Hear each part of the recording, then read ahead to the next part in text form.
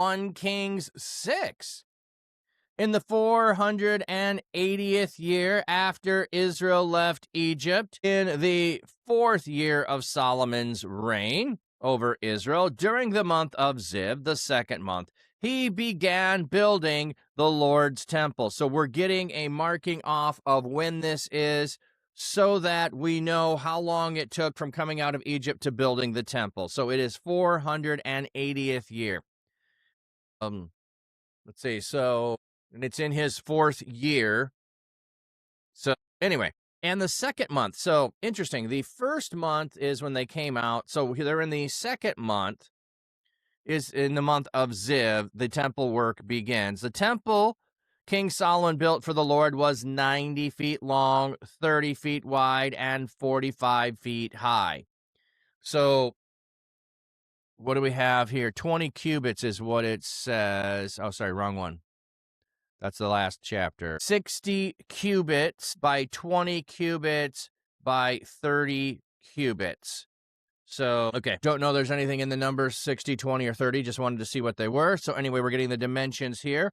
The porch in front of the main hall of the temple was 30 feet long, corresponding to the width of the temple. It was 15 feet wide, extending out from the front of the temple. He made framed windows for the temple.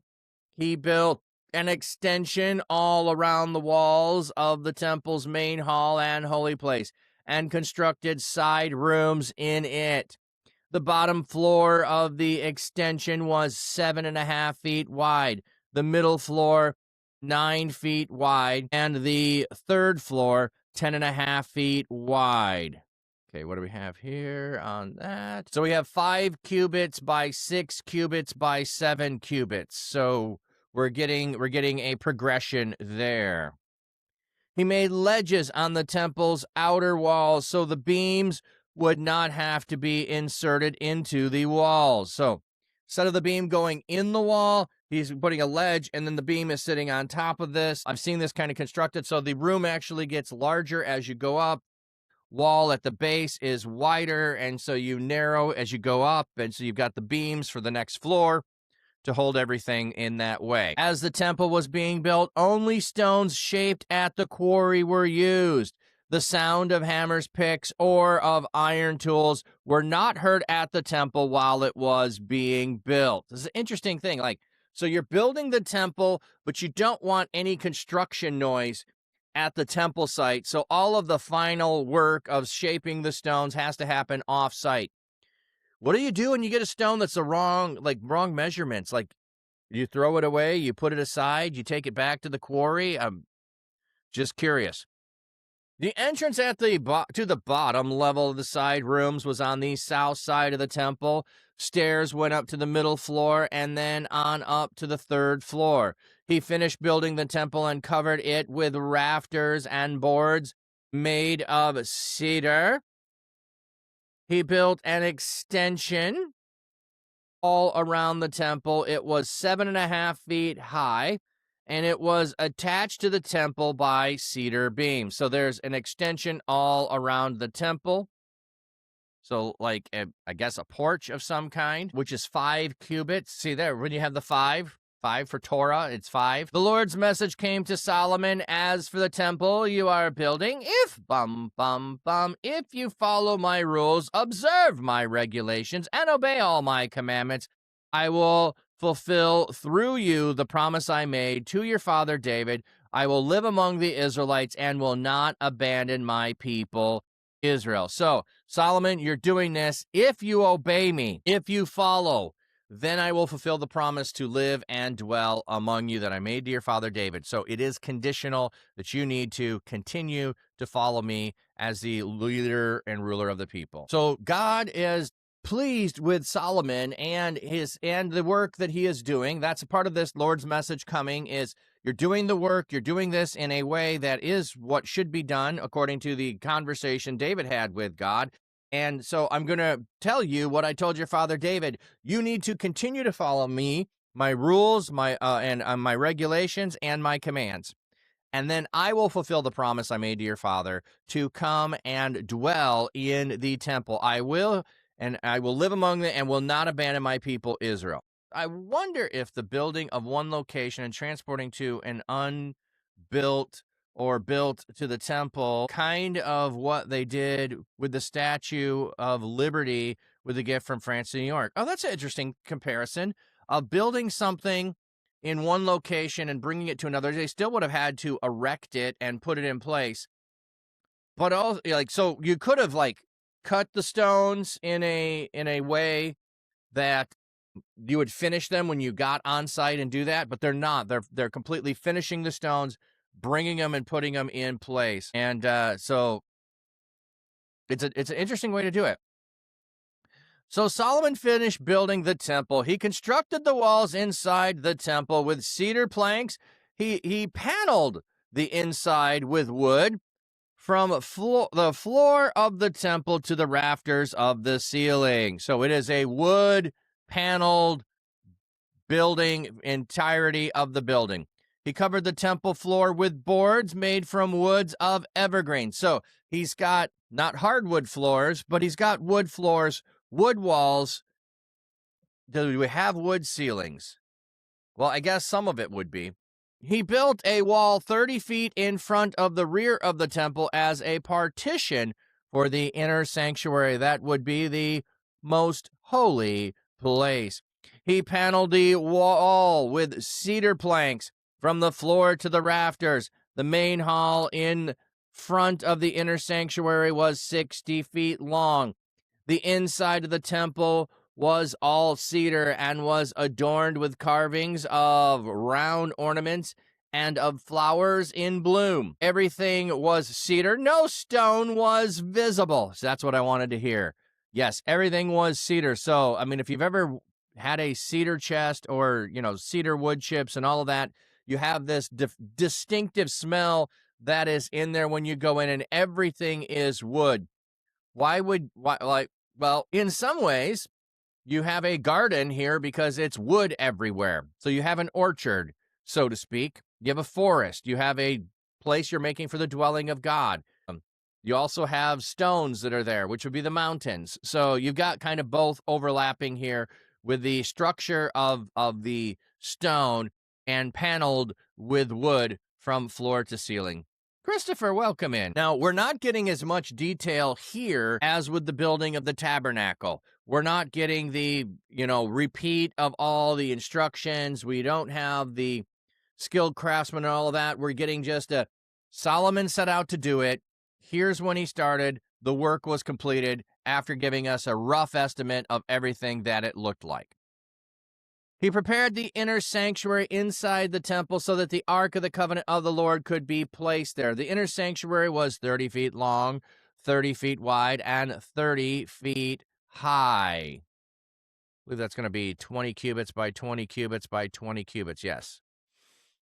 He plated it with gold as well as the cedar altar. Okay, so now we've changed. When you go into the inner sanctuary, you have gold plating on everything. And then you have a cedar altar that is also gold plated.